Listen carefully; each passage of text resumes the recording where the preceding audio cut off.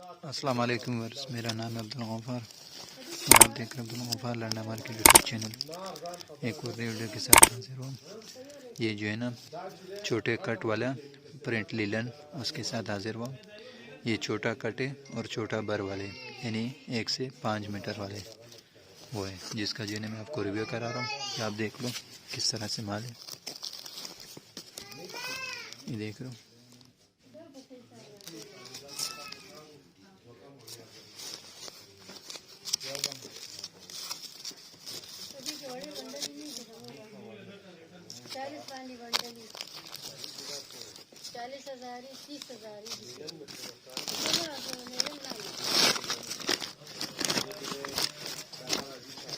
ये छोटा कट है और छोटे बर वाले 1 से 5 मीटर वाले कट जो बोलते हैं वो है।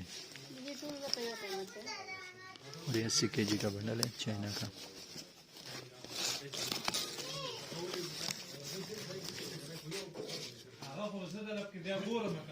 माल आप चेक कर सकते हो।